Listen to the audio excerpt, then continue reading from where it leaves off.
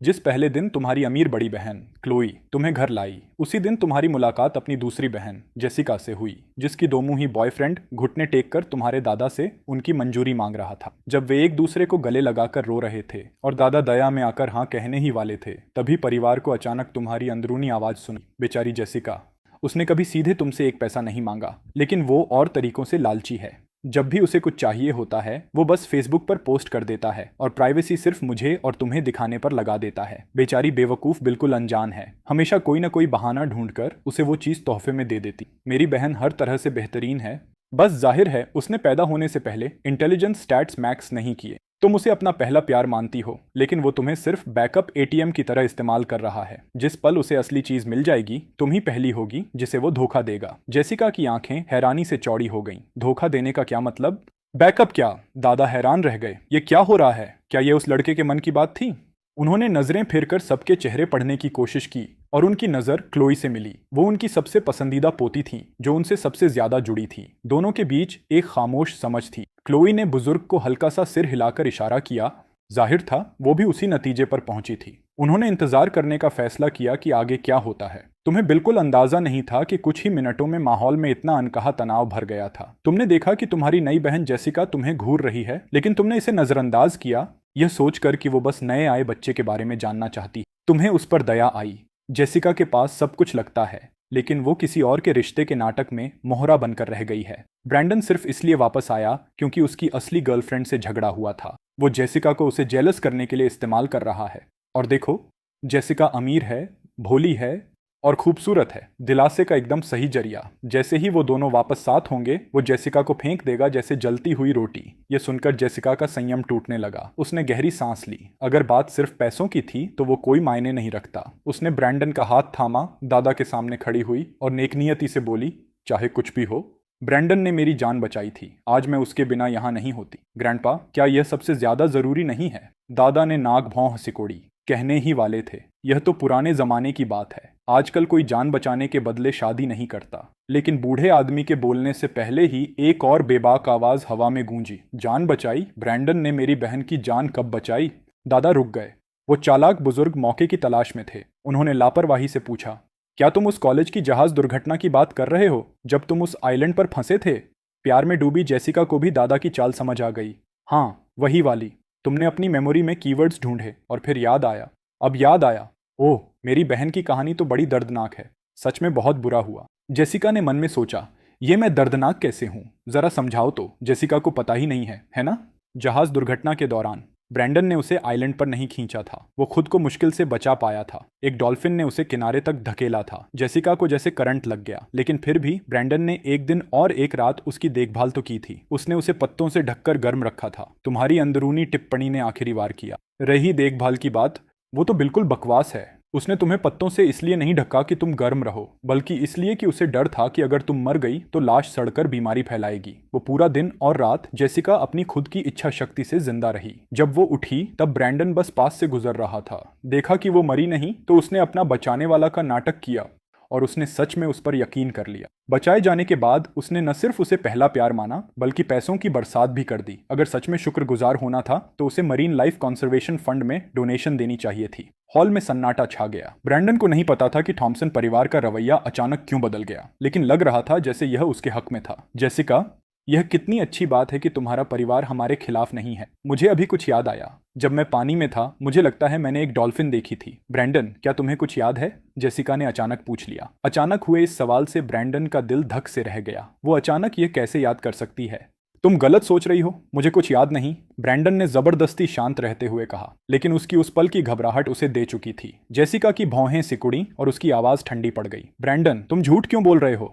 जैसे ही तुमने बोला, सब कुछ याद आ गया। वो पूरा दिन और रात मैं उस बीच पर अकेली थी। तुमने मुझे बचाया ही नहीं था। अरे भगवान, यह क्या हो गया अभी?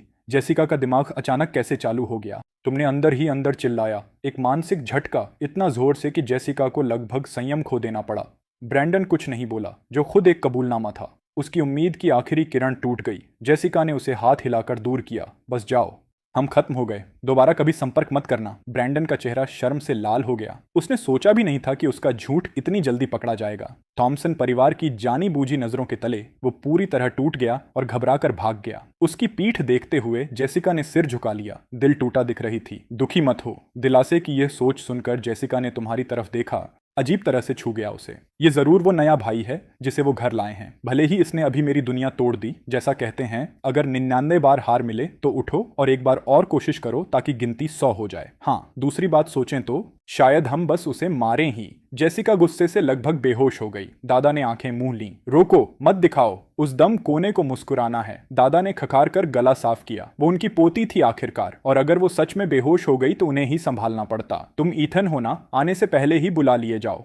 तुम्हें याद आया कि तुम परिवार से मिलने आए हो और जल्दी से चले आए। हाँ, मैं ही हूँ। Hello grandpa. दादा ने रूखा सा सिर हिलाया। दशकों तक कठोर उद्योगपति रहने के बाद वो कम बोलने वाले इंसान थे। उन्हें उम्मीद नहीं थी कि बुढ़ापे में अचानक एक नया पोता होगा, और उन्हें समझ नहीं आ रहा था कैसे पेश आए। लेकिन उनकी गूगल सर्च पर आधारित रिसर्च के मुताबिक पहला कदम था भरपूर आर्थिक मदद देना ताकि भविष्य में कोई तकलीफ ना हो। यही सोचकर दादा ने अपनी छड़ी ठोकी। वो कभी बात को घुमाने फिराने वाले नहीं थे, इसलिए सीधे बात पर आ गए। पहली बात, थॉमसन परिवार में वापसी पर स्वागत है। दूसरी, अब जब तुम यहाँ हो तो कुछ नियम माननी होंगी। पहला नियम, ये घर वापसी कम, क्लास में वापसी ज्यादा लग रही है। क्या ग्रैंडपा सीईओ हैं या प्रिंसिपल? या सभी बॉसेस ऐसे ही बोलते हैं?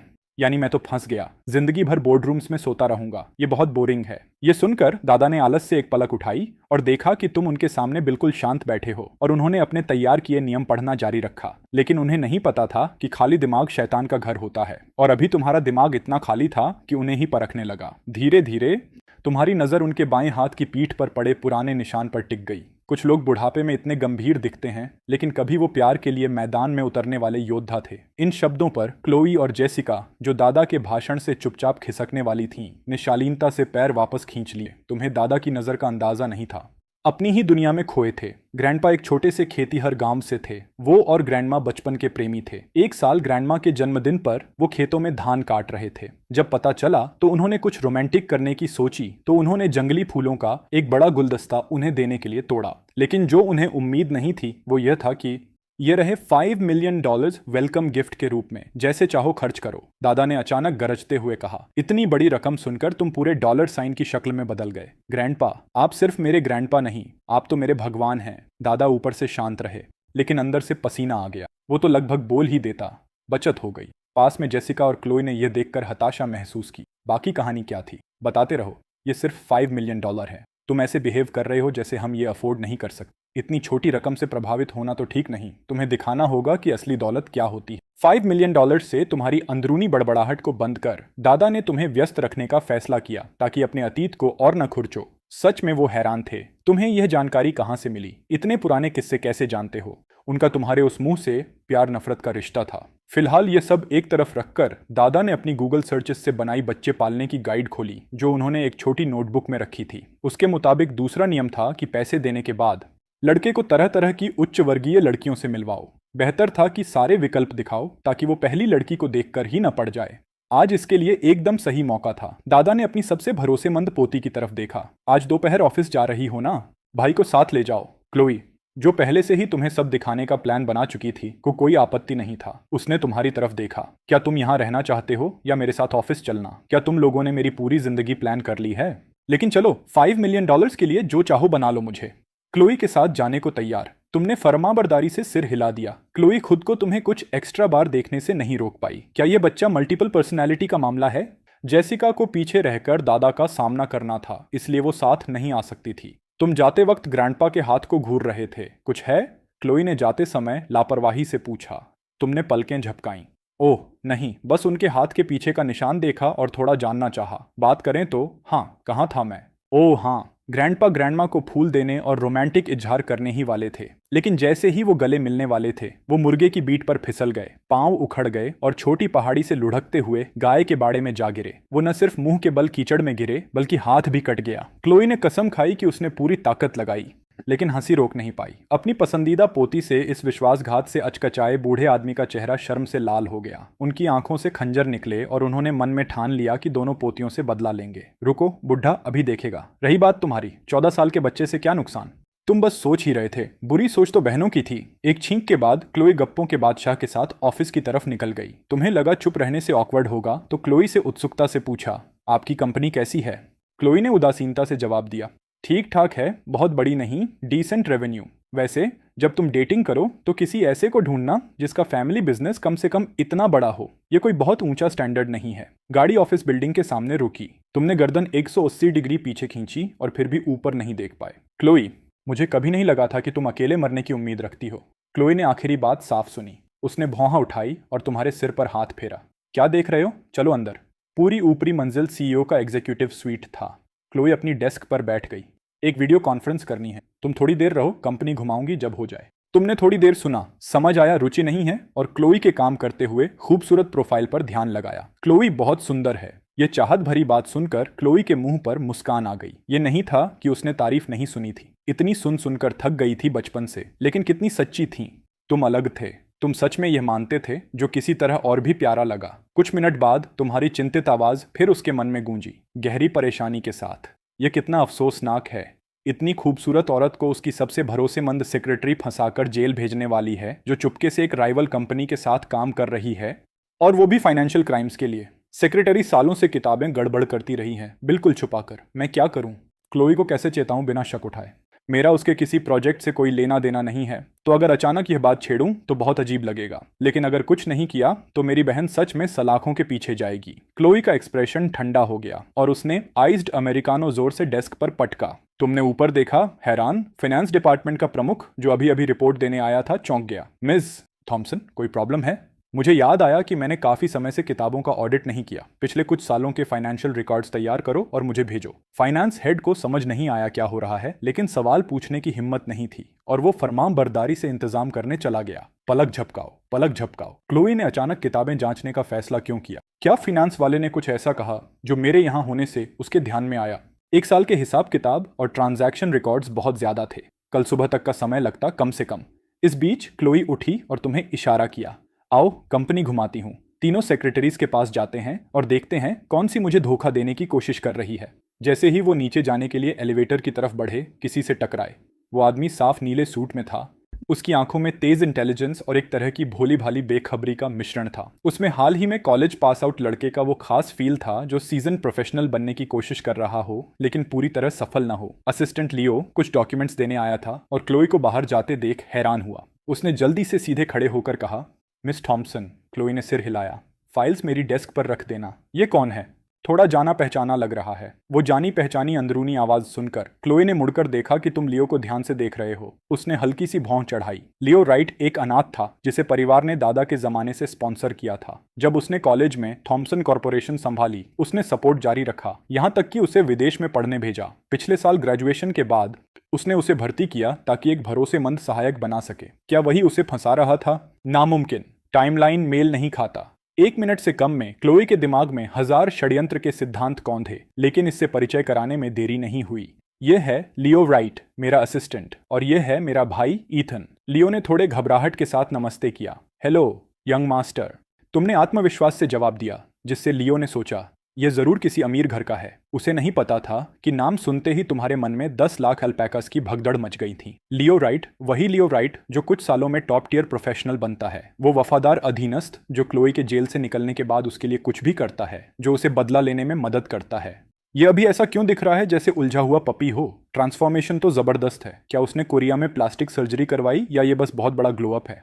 क्लोई स्तब्ध रह गई। भले ही वो कभी जेल नहीं गई थी, लेकिन वो सोच सकती थी कि अगर उसके भाई की बात सच हो तो बाहर निकलने के बाद जीना कितना मुश्किल होता। तो उन हालात में भी लियो उसकी मदद करने को तैयार है। अफसोस उसका अंत इतना दुखद है।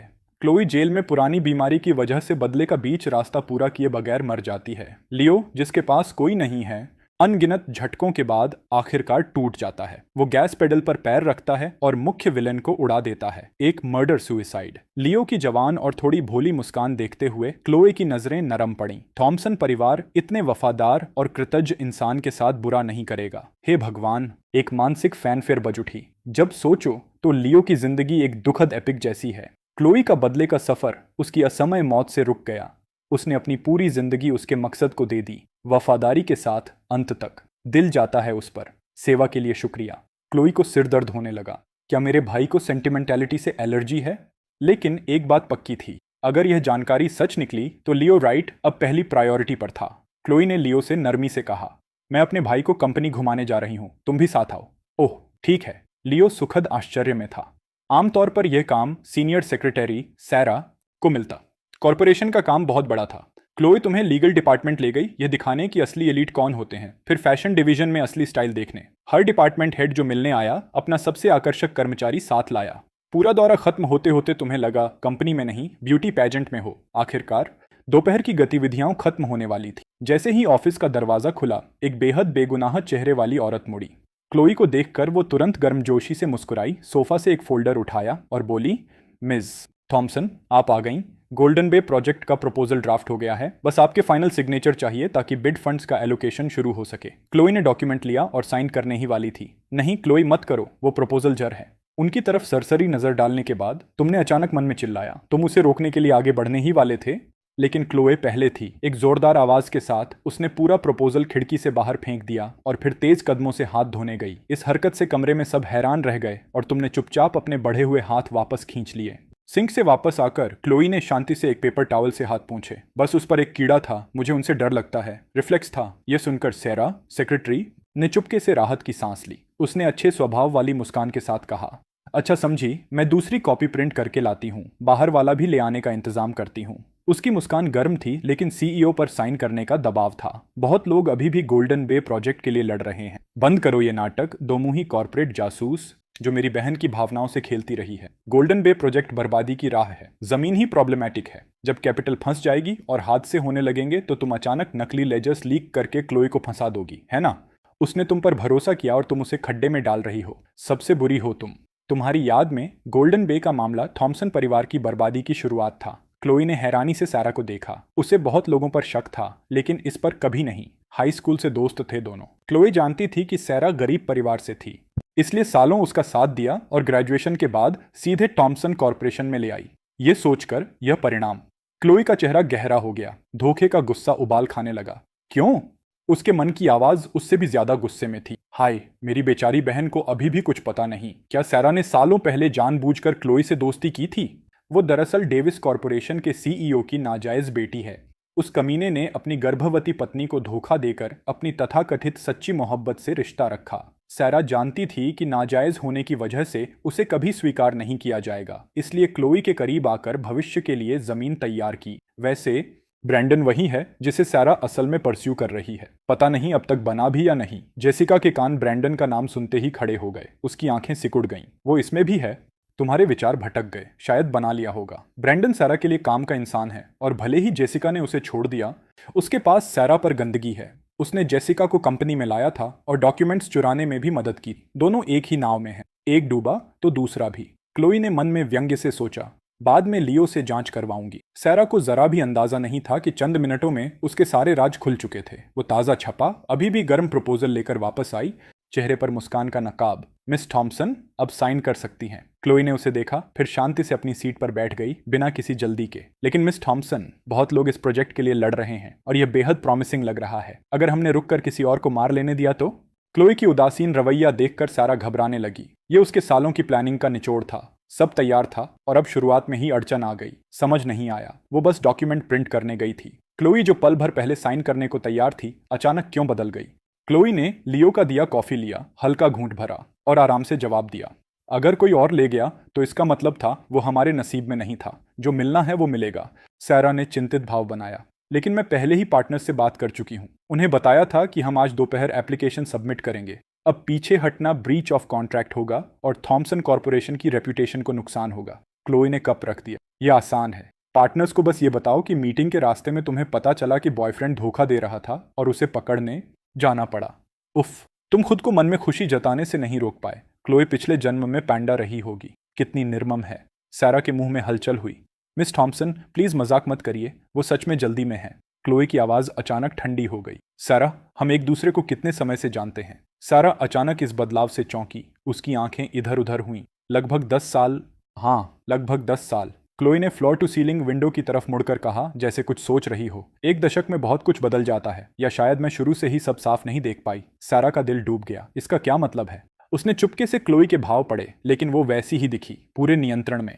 क्लोई की आवाज शांत थी। प्रोजेक्ट की कोई जल्दी नहीं, गोल्डन बे की बिड बाद में देखूंगी, ऑक्शन परसों है ना? समय है। ठीक है मिस थॉम्पसन, सैरा ने जवाब दिया, मन में उथल पुथल। अपराध बोध से दबकर उसने आगे जोर देने की हिम्मत नहीं की। सैरा की पीठ देखते हुए क्लोई की आंखें गहरी हो गईं। अगर कल का ऑडिट कंफर्म कर दे कि सैरा ने किताबें गड़बड़ की हैं, तो वो ये सुनिश्चित करेगी कि सालों से धोखा देने वाली को जेल नहीं भेजे, बाहर ही उसकी जिंदगी नरक बनाएगी। उस शाम मैंशन की तीसरी मंजिल के हॉलवे के अंत में बने स्टडी में क्लोई ने दादा को दिन की घटनाएं बताईं। फाइनेंस हेड ने जल्दी में पिछले साल के लेजर्स तैयार किए थे और सच में 10 मिलियन का घाटा मिला।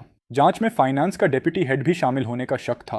दादा का चेहरा गंभीर हो गया। उन्होंने सोचा भी नहीं था कि उनकी पोती के इतने करीबी लोगों में से कोई समस्या होगा, लेकिन थोड़ी देर बाद उन्होंने राहत महसूस की। शुक्र है कि उन्होंने अचानक तुम्हें क्लोई के साथ ऑफिस भेजा था। वो सोचकर भी कांपते कि अगर यह नहीं होता तो उनकी बूढ़ी हड्डियां उस मुसीबत को झेल पाती या नहीं। बूढ़े आदमी ने एक सांस भरी, यह महसूस करते हुए कि तुम्हारे बड़े उपकार में हैं। तभी एक जोशीली अंदरूनी आवाज कट गई, बचाओ, ज्ञान दिमाग से भाग रहा है जैसे बुरी याद। पढ़ाई नहीं करनी, कल स्कूल से छुट्टी मारूंगा और कोई अमीर कूगर ढूंढूंगा जो शुगर मामा बने। दादा ने माथे पर हाथ रखा, सिर दर्द उठ रहा था। यह बच्चा दिन भर क्या सोचता रहता है? कूगर ढूंढना? क्या परिवार का पैसा काफी नहीं है? उसी फ्लोर पर तुम्हारे कमरे में तुम दर्द से बाल खींच रहे थे। आधा होमवर्क पूरा कर, तुमने बाकी कल स्कूल में देखने का फैसला किया, रजाई खींची और चैन से सो गए। अगले दिन सूरज निकलने से पहले ही तुम्हें पूरी बदहाली के चेहरे के साथ स्कूल जाना पड़ा। जिंदगी बेकार और बोरिंग है। सुबह 6 बजे उठना इंसानियत के खिलाफ जुर्म है। तुमने बेस्वाद तरीके से ब्रेकफास्ट रोल मुंह में ठूंसा। शिकायत बंद करो, दादा ने कहा, तुम्हारे हाथ में एक गिलास मिल्क थमाते हुए। उन्होंने चिंता से जोड़ा, तुम्हारी 5वीं बहन माया उसी स्कूल में जाती है। वो सॉफ्टमोर है, क्लास 3 में। अगर कुछ चाहिए तो उसे ढूंढना। तुम खाली चेहरे से खाते रहे, दिमाग साफ जाहिर था।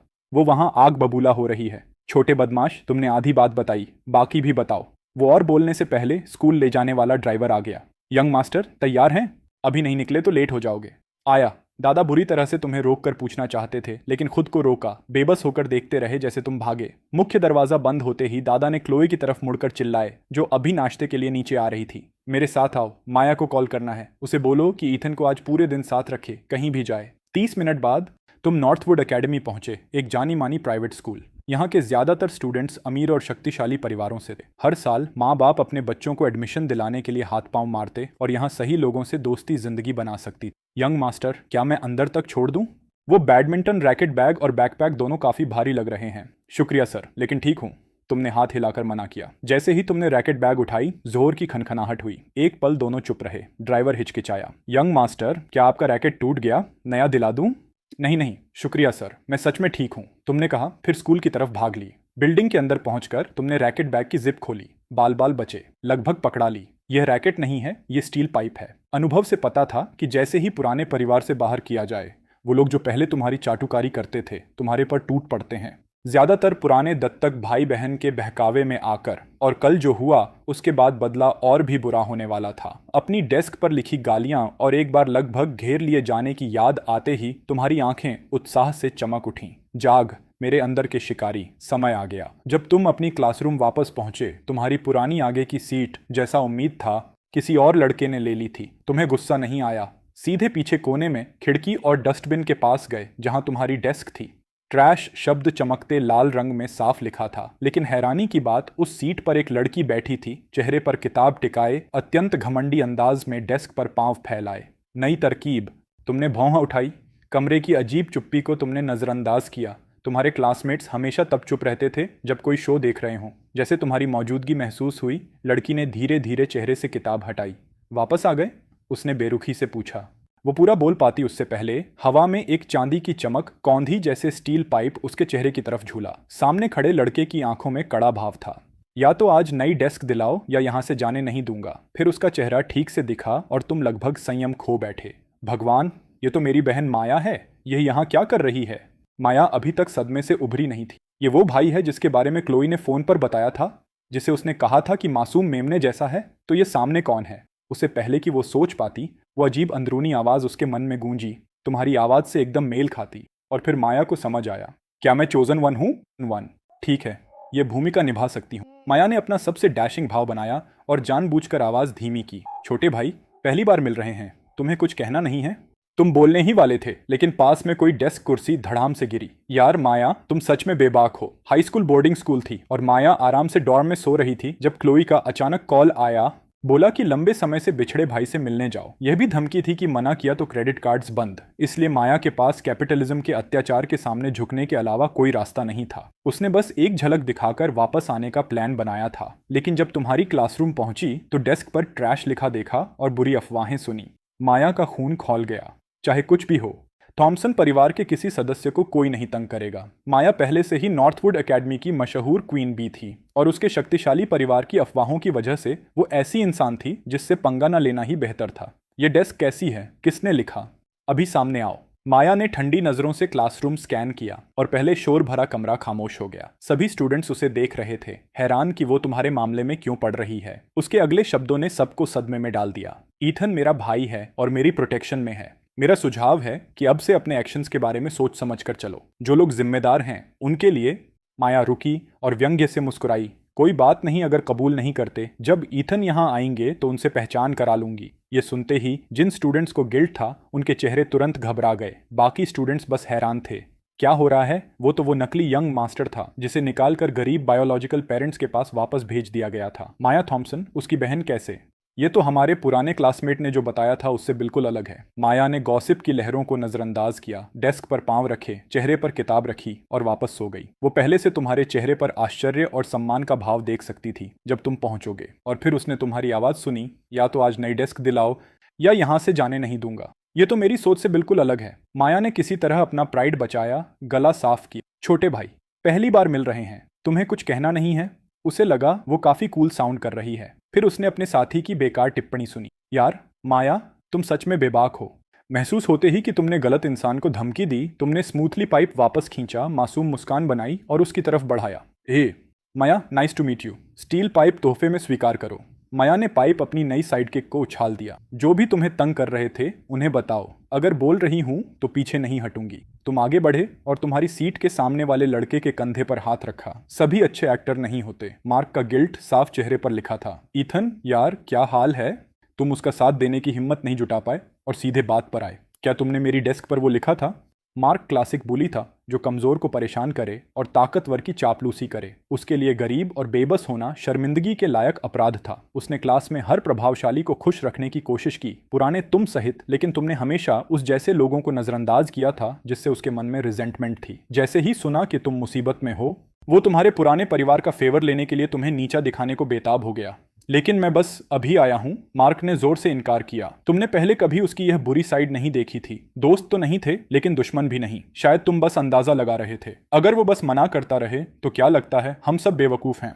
माया ने हाथ बांधे और कमरे के सामने के सिक्योरिटी कैमरा की तरफ इशारा किया। एक विशाल कैमरा यहाँ लगा है, क्या फुटेज खींचनी पड़ेगी? यह सुनते ही मार्क का चेहरा पछतावे से पीला पड़ गया। उसने सोचा था कि चूंकि तुम नकली हो, पैसे संबंध नहीं, पढ़ाई में भी नहीं, तो प्रिंसिपल और टीचर्स तुम्हें प्रोटेक्ट नहीं करेंगे। इसलिए उन्होंने कैमरा से बचने की जरूरत नहीं समझी। उन्हें उम्मीद नहीं थी कि पलड़ा इतना अचानक पलट जाएगा। इतनी तकलीफ क्यों उठाए? यहाँ बहुत लोगों ने देखा होगा, है ना? तुमने निर्दोष क्रूरता के भाव से पूछा। बाकी स्टूडेंट्स ने तुरंत बोलना शुरू किया। हाँ, मैंने देखा। मार्क सुबह सबसे पहले पेंट के डिब्बे और मॉप लेकर आया था। आरोपों की बरसात होने लगी मार्क पर।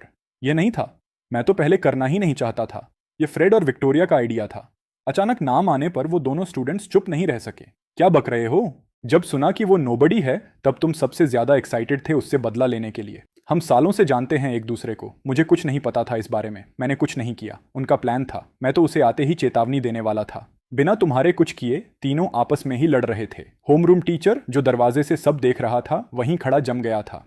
नहीं जान रहा था कि अंदर आए या बाहर रहे, खुद को जितना हो सके छोटा करने की कोशिश में। तीनों स्टूडेंट्स अब पूरी तरह उलझ गए थे। माया ने ठंडे रवैये से यह सब देखा, फिर तुम्हारे शांत भावहीन चेहरे की तरफ मुड़ी। उम्मीद है मेरे छोटे भाई के लिए यह ज्यादा ट्रॉमेटिक ना हो। शायद कुछ साइकोलॉजिकल स्कार्स पड़ेंगे। याद करते हुए कि क्लोई ने तुम्हें पूरे दिन साथ रखने को कहा है। माया ने सोचा स्कूल तो वैसे भी गया, चलो इसे साथ ले चलते हैं। वो टीचर के पास गई, लड़ते तीनों को कंप्लीटली इग्नोर करते हुए, और आराम से बोली, थॉमसन कॉरपोरेशन इसे याद रखेगी। शायद इनके पेरेंट्स को बताना ठीक रहे। मुझे यकीन है उनकी जनरेशन जानती होगी इससे कैसे निपटना है। माया ने फोन निकाला, क्लोई को हालात एक्सप्लेन करते हुए क्विक टेक्स्ट भेजा, फिर टीचर से कहा, ईथन को आज मेरे साथ जाना है, मैं साइन आउट कर रही हूँ। बिल्कुल बिल्कुल, टीचर ने कहा आपत्ति करने की हिम्मत न करते हुए। तुमने माया की बांह खींची। माया, अब घर जा रहे हैं?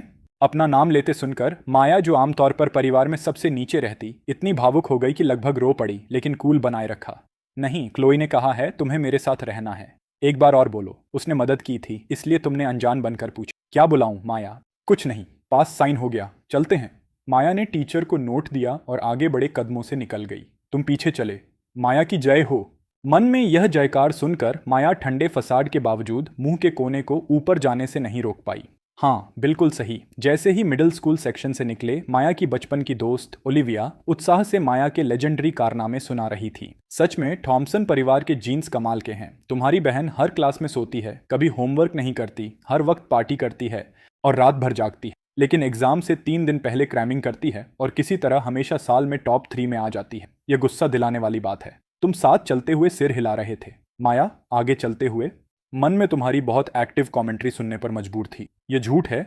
माया रात भर गेमिंग नहीं करती, वो हेडफोन्स लगाकर सीक्रेटली ऑनलाइन लेक्चर्स सुनती है। क्लास में सोना बस सबको कंफ्यूज करने के लिए है। और होमवर्क न करने की बात, जहां तुम देख नहीं सकते वहां उसने इतने प्रैक्टिस टेस्ट्स किए हैं कि पजल बुक बन सकती है।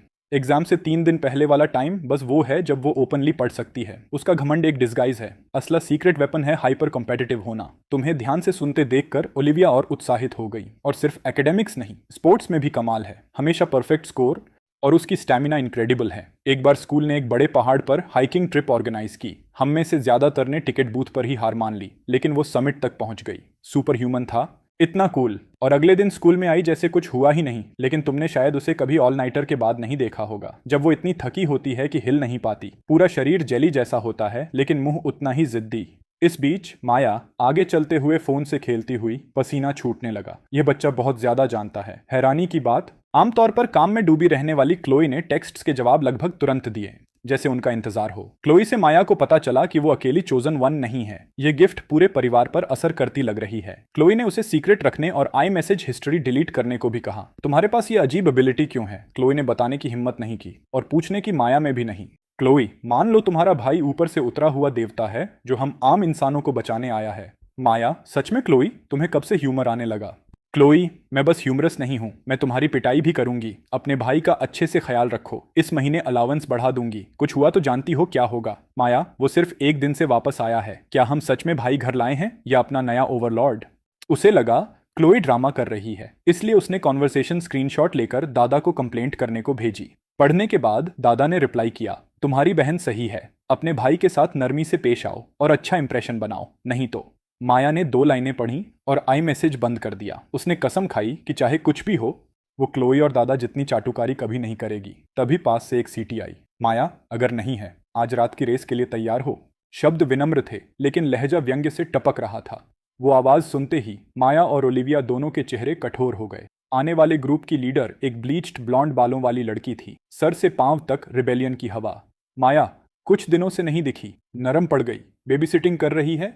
कौन बेबी सिटर कह रहा है? माया झट से उसे गाली देने वाली थी जब उसने पीछे से मास्टर ऑफ सार्केज्म की आवाज सुनी। देखो, किसी ने अपना गोल्डन रिट्रीवर लीश से खोल दिया। इतनी टफ एक्ट इसलिए है क्योंकि पता है ASBCA तुम्हारी पीठ पर है। माया का हंसी निकल पड़ी। उसने राइली के ब्लॉन्ड बालों की तरफ देखा। डिस्क्रिप्शन एकदम सटीक था। राइली ने अनकॉन्शियसली अपने बाल छुए, फिर गुस्से से चेहरा काला पड़ गया।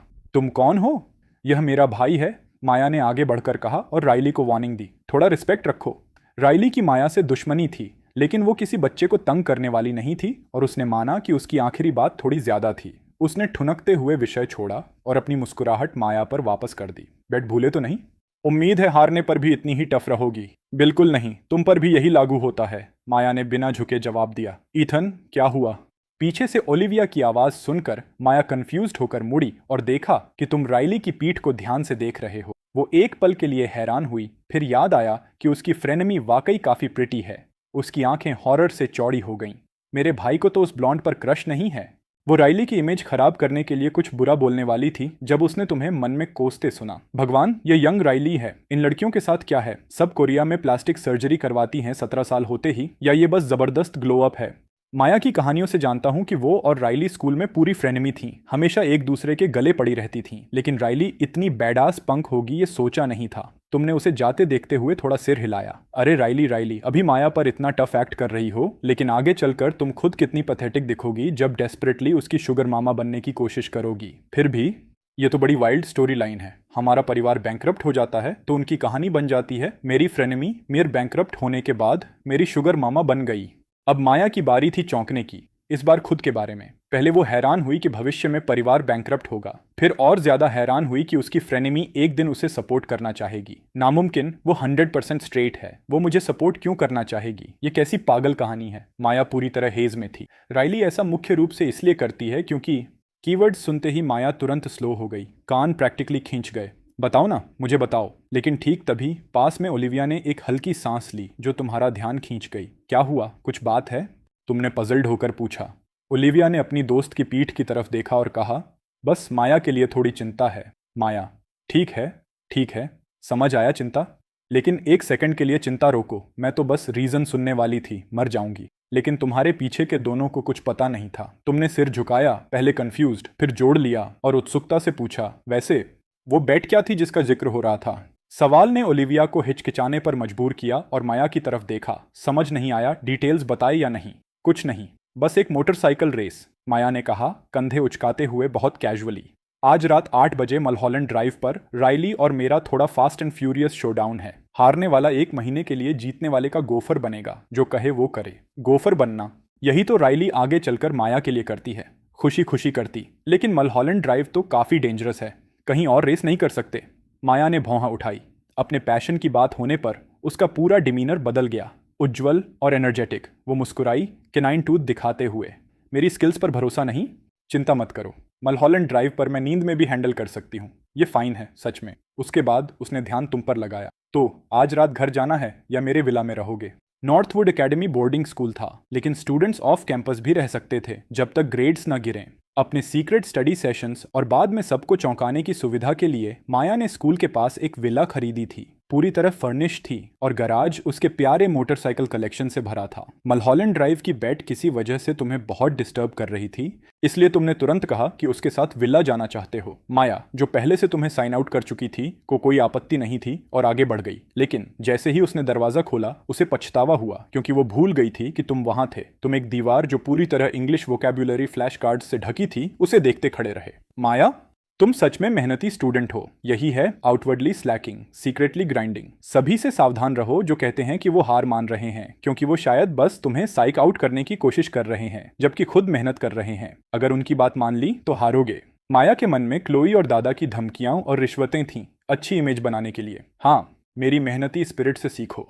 तभी तुम हाथ पीठ पर बांधकर कैलेंडर के पास चहलकदमी करते पहुंचे। ये पॉस्चर किसी बूढ़े आदमी की सुबह पार्क में टहलने जैसी थी कि माया को अचानक तुम्हें केन थमाने का मन हुआ। उसका मुंह फड़का।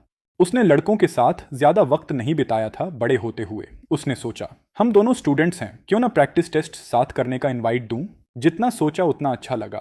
एक बड़ी बहन धैर्य से छोटे भाई की पढ़ाई में मदद करती है, कितना होलसम प्यारा दृश्य होता। तुम कैलेंडर के सामने खड़े थे, चेहरा और गहरा होता जा रहा था, आने वाली तबाही से बेखबर। तुमने फोन निकाला। आज 18 नवंबर 2023 है, मलहॉलैंड ड्राइव। माया की बेट। अब याद आया, आज वो दिन है जब माया का एक्सीडेंट होता है। उसकी मोटरसाइकिल का टायर फट जाएगा, वो गंभीर रूप से घायल होगी और उसके दोनों पैर परमानेंटली डैमेज हो जाएंगे। वो कभी लंबी दूरी नहीं चल पाएगी और कभी स्ट्रेन्युअस एक्सरसाइज नहीं कर पाएगी। 2 दिन आईसीयू में भी रहेगी। Permanently damaged legs. सिर्फ ये भयानक परिणाम सुनकर ही माया पीछे लड़खड़ा गई। उन कुछ वाक्यों ने उसकी शांति चकनाचूर कर दी। लेकिन यह तो समझ नहीं आता। माया ने तुरंत कमजोरी पकड़ी। उसकी बाइक में टॉप ऑफ द लाइन सब कुछ है, पत्थरों पर भी चली जाए तो टायर नहीं फटेगा जब तक कोई सड़क पर कीलें न फेंके। लेकिन यह भी नहीं हो सकता क्योंकि वो अकेली क्रैश नहीं होती और वो रेस से पहले हमेशा बाइक इंस्पेक्ट करती है। तो मैकेनिकल फेलियर भी नहीं। किसी ने माया की मोटरसाइकिल के टायर के अंदर एक छोटा डेटोनेटर इंस्टॉल किया था। माया की पुतलियां सिकुड़ गईं। हाई स्पीड पर टायर फटने के भयावह परिणाम वो खुद से बेहतर कोई नहीं जानती। वो निष्कर्ष पर नहीं कूद सकी। राइली नहीं हो सकती, वो इतनी क्रूर नहीं है। तुम्हें बिल्कुल अंदाजा नहीं था कि पीछे खड़ी इंसान तुम्हारे विचारों की वजह से इमोशनल रोलर कोस्टर पर थी। तो किस बेवकूफ ने लगाया? मुझे ठीक से याद नहीं। तुमने दिमाग खींचा, मेंटल सीपीयू ओवरहीटिंग पर। मुझे लगता है कोई बर्बादी के कगार पर पहुंचा अमीर बच्चा था, राइली का कोई लूजर दोस्त। अपने परिवार को बचाने के लिए उसने माया और राइली की पीठ पीछे इलीगल बेटिंग पूल खड़ा कर दिया, दूसरे अमीर बच्चों को बेट लगाने को इनवाइट करके। वो खुद बुकी बना और अपने परिवार का बचा खुचा सारा पैसा राइली पर लगाया। जीत पक्की करने के लिए किसी तरह माया का एड्रेस ढूंढा, उसके गैराज में घुसा और मोटरसाइकिल के टायर से छेड़खानी की। माया अंदर मुस्कान बनाए रखी लेकिन दांत पीस रही थी। तो यह था गैम्बलर्स का सबसे बुरा हो। डिटेल्स काफी थे। इलीगल गैम्बलिंग अकेला ही उस नामालूम कमीने को लंबे समय के लिए अंदर करने के लिए पर्याप्त था। पुलिस कॉल करनी होगी।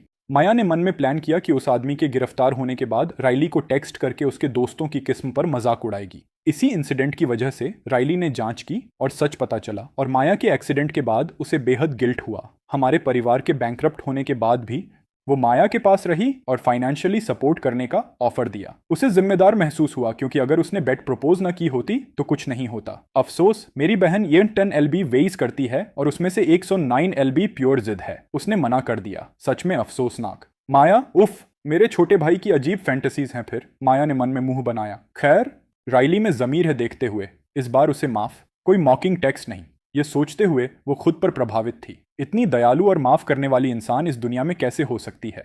तुम्हारे दिमाग में अचानक एक आइडिया आया। तुम माया की तरफ मुड़े चमकती मुस्कान के साथ। माया, क्या अपना मोटरसाइकिल गैराज दिखाओगी? मैंने कभी नजदीक से नहीं देखा, देखना बहुत अच्छा लगेगा। और जोड़ा, प्लीज। मैं माया को सीधे नहीं बता सकता तो खुद हैंडल करना होगा। पहले पता करूंगा गराज कहाँ है, फिर पता करूंगा कि आज रात वो कौन सी बाइक यूज करेगी और टायर का मॉडल नंबर। माया मुझे काफी फ्रीडम देती लग रही है तो एक सरल बहाने से खिसक सकता हूँ। फार्मेसी जाऊंगा, कुछ स्ट्रॉन्ग स्लीपिंग पिल्स खरीदूंगा, नया टायर लूंगा, लंच पर माया को ड्रग करूंगा और फिर उसके लिए टायर बदल दूंगा। तुमने अपना मानसिक प्लान रखा और खुद की खामोश डेडिकेशन पर हैरान थे। अच्छा, प्लान परफेक्ट है। बस प्रॉब्लम यह है कि मैंने कभी मोटरसाइकिल पर काम नहीं किया, लेकिन कोई बात नहीं, पहली बार तो होती ही है। मैंने बाइसिकल फिक्स की है, प्रिंसिपल सिमिलर होगा। माया, यह सिमिलर नहीं है बिल्कुल। ये देखकर कि माया ने जवाब नहीं दिया, तुमने उसका नाम फिर पुकारा। बिल्कुल दिखा सकती हूँ, लेकिन एक सेकंड। वो जल्दी से दूसरे कमरे में गई, फोन पर कुछ देर टैप किया और एक बड़ा टूल बॉक्स लेकर आई। माया मुस्कुराई। छोटे भाई, मोटरसाइकिल का पूरा टूटना देखना चाहते हो? तुम्हारे लिए मैं इंजन पार्ट से टायर्स तक इस बाइक को पूरी तरह ओवरहॉल करने को तैयार हूँ। पूरा डेमोन्स्ट्रेशन दूंगी। ये तो इतना अनएक्सपेक्टेड बोनस था कि तुम्हें समझ आया पिछला पूरा प्लान बेकार हो गया। क्या इतनी तकलीफ नहीं होगी? बिल्कुल नहीं, माया ने अपना फोन हिलाते हुए मुस्कुराकर कहा। मैन्युफैक्चरर को ब्रांड न्यू पार्ट्स डिलीवर करने के लिए कॉल कर दिया। शो जल्द शुरू होगा। छोटे भाई, तुम्हारा प्यार बहुत ज्यादा है, खुद थको मत, बस किनारे से देखो, मैं अकेले हैंडल करूंगी। 1 घंटे से कम में चमकदार नए पार्ट्स आ गए। बाएं हाथ में टूल बॉक्स और दाएं में नया टायर लिए माया तुम्हें विल्ला के साथ वाले गैराज की तरफ ले गई। गैराज का दरवाजा खुला तो हर रंग की शानदार मोटरसाइकिल्स दिखीं। लाल, हरी, नीली, पीली, पिंक, काली, हर तरह के स्टाइल्स में। माया एक आग जैसी लाल बाइक के सामने रुकी और तुम्हें इशारा किया, यहां आओ, यही वो है जिस पर आज रात रेस करूंगी। तुम उसकी चिकनी बॉडी और खूबसूरत लाइंस देखने के लिए पास गए। बहुत कूल है। बिल्कुल है, ये मेरी मास्टरपीस है, माया ने कहा। बाइक के बारे में बात करते हुए उसका चेहरा खिल उठा। असल में उसने बस एक संक्षिप्त ओवरव्यू देने का प्लान बनाया था क्योंकि उसका मुख्य लक्ष्य टायर बदलना था। लेकिन जब उसे एहसास हुआ कि तुम छुपकर बोर नहीं हो रहे और सच में ध्यान से सुन रहे हो तो वो एक्साइटेड हो गई और बड़े उत्साह से हर एक कंपोनेंट समझाने लगी। रुकी तो बस तब जब टायर तक पहुंची। उसने कुछ भी छुपाने की कोशिश नहीं की। ठीक तुम्हारे सामने टायर बदला। उसके बाद उसने पुराना टायर एक तरफ रखा और एक छोटे चाकू से इनर ट्यूब काटकर खोला। तुम्हें मोटरसाइकिल्स के बारे में कुछ नहीं पता था, इसलिए तुमने मान लिया कि यह एक सामान्य प्रक्रिया है। दोनों पूरी तरह ध्यान लगाए हुए थे जब उसके दस्ताने पहने हाथ को टायर के अंदर एक छोटी गोल चीज महसूस हुई। माया की पुतलियां सिकुड़ गईं। इसके बारे में सुनना एक बात थी, लेकिन अपनी आंखों से सबूत देखना एक अलग ही स्तर का झटका था। उस पल, उस भविष्य के बारे में सोचते हुए जो तुमने बताया था, जहां वो परमानेंटली डिसेबल्ड हो जाती, उसकी रीढ़ में एक सिहरन दौड़ गई।